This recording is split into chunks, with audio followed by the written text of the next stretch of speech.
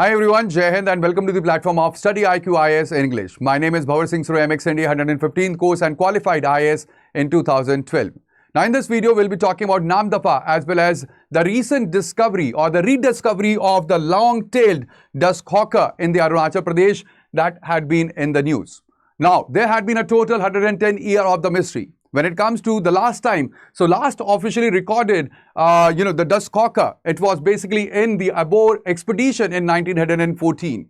And after 1914, it was in October 2024 that the rediscovery happened and it was spotted in the October 2024 at Diban, which is within the Namdapha National Park by the team of 4 citizen scientists that were there.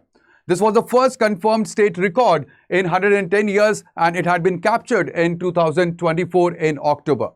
Now, when it comes to the Duskhawker, its scientific name is Gynacantha Khasiaca. At the same time, its common name is long-tailed Duskhawker and the characteristics is that it is crepuscular. That is, it is active at dusk or dawn. That is in the morning time or in the evening time, and it has pale blue-green eyes as well. When it comes to its eyes, they can seek 360-degree, all right, and at the same time, it has amber tinted wings as well. When it comes to the IUCN status of Duskhawker, it is data deficient. That is, we need more research, and that is again very, very important. Now, this rediscovery happened in the Namdapha, which is located in the Changlang district in Arunachal Pradesh at the Indo-Myanmar border, and there is river Noa Dihing, which is the tributary of river Brahmaputra, which flows right through the Namdapha National Park. Again, when it comes to the size of the national park, it is India's 4th largest national park that is there, and here you will find the climate that is northernmost tropical rainforest in the world itself. Currently, it is on the tentative list of the UNESCO's World Heritage Sites, and over here we have communities like Chakma as well as Tangsa, which live in the buffers or the fringes of the national park, Namdapha National Park. At the same time, the unique feature of national park, that is Namdapha, is that there are big 4, or it is the only national park in the world where you will find the 4 species of the large felines or the tigers across the altitudinal gradients. We have the tiger, which are found in the lowland tropical forest. Then there is leopard, which adapts to both forest as well as fringes as well. There is clouded leopard, which is a master of the dense arboreal canopy, and snow leopard, which resides in the high altitude peaks in the Dafa boom. All right.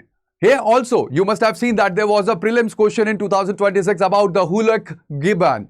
All right, so over here you will find that India's only ape, that is Hoolock gibbon, it also stays over here. This Namdapha is actually the sanctuary for the Hoolock gibbon, which is only the ape species of India. Now, they act as the forest singers because their calls is at the dawn, which helps the scientists to estimate the population health of the gibbon. At the same time, they are highly dependent on the continuous canopy cover that makes them vulnerable to the forest fragmentation as well. When it comes to the vertical forest or the forest regime that you will find in the Namdapha, so it has one of the most extreme altitudinal ranges in India. When it comes to the bottom, so up to 200 meters, you will find the lowland evergreen rainforests which are there in the national park. Then in the middle canopies or the middle regions, that is between the 1000 meter to 2000 meters, you will find temperate broadleaf as well as conifer forest. And in the top, that is at around 4500 meters, you will find the alpine meadows as well as snow-capped peaks, that is Dafa boom. It is like a multi-storied building that is there where different species, they live on the different floors based on the climatic conditions and their climatic preference as well. Now, there is a threat grid when it comes to the Namdapha National Park because it is located very close to the border. There is remote location near the borders that makes the monitoring of the species very difficult. At the same time, there are threats to the tigers and the rare plants as well.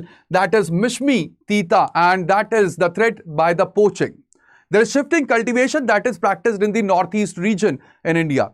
And again, when it comes to, although it is limited inside the core, but it affects the buffer zone of the Namdapha National Park.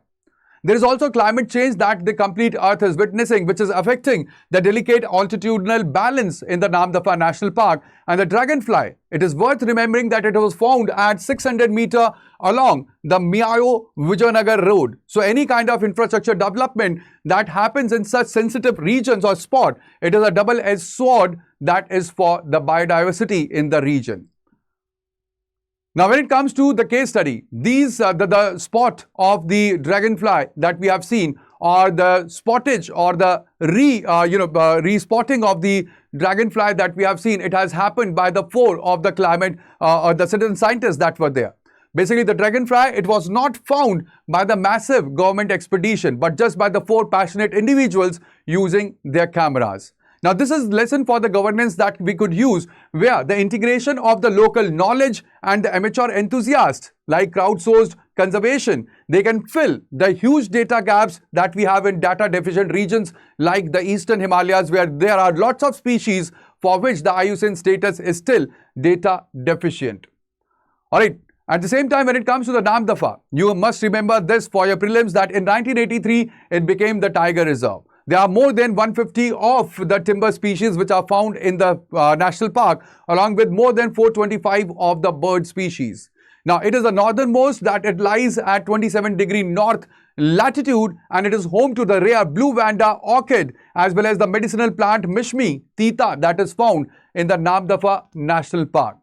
Also, when it comes to the flora, over here we have holong, that is Dipterocarpus macrocarpus, that is the state tree of the Arunachal. It is found abundantly in the Namdapha National Park, as well as Odonata, that is the dragonflies. They belongs to this particular order.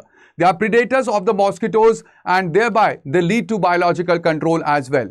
And this Namdapha National Park, it is located between Patkai Boom and the Dafa Boom, that is the Mishmi Hills. Again, that is worth remembering for your prelims or for your examination in UPSC. Now, these dragonflies, they are basically the biodiversity indicators, because they prove that Namdapha is a healthy time capsule right now. There is geographical significance as well, because it is the world's northernmost lowland green or the evergreen rainforest that is found, and also situated at the Indo-Myanmar border, which is the gateway to the Southeast Asian fauna as well. There is also the safeguarding that is very important for the critically endangered Namdapha flying squirrel, for which this Namdapha National Park was created. So it is famous for the flying squirrel as well. Now, over here, if you have any questions, you can write down them in the comment section. All right, if you have any questions, you can raise them. If you have any doubts, you can raise them, as well as you can give your suggestions at the bottom of the video, that is in the comment section. And thank you for joining me over the platform of StudyIQ IAS. Keep learning as well as keep serving. So that would be all in today's session. But at the same time, do not forget that we have the GS Foundation course if you are preparing for the UPSC 2026 or 2027 or 2028 or for 2029 as well. So if you are preparing for UPSC 2027, 28, 29, you can join the GS Foundation course, the P2I batches, which are based on the SMART model, where you get the structured classes, the mentorship, the assessment, revision and test as well.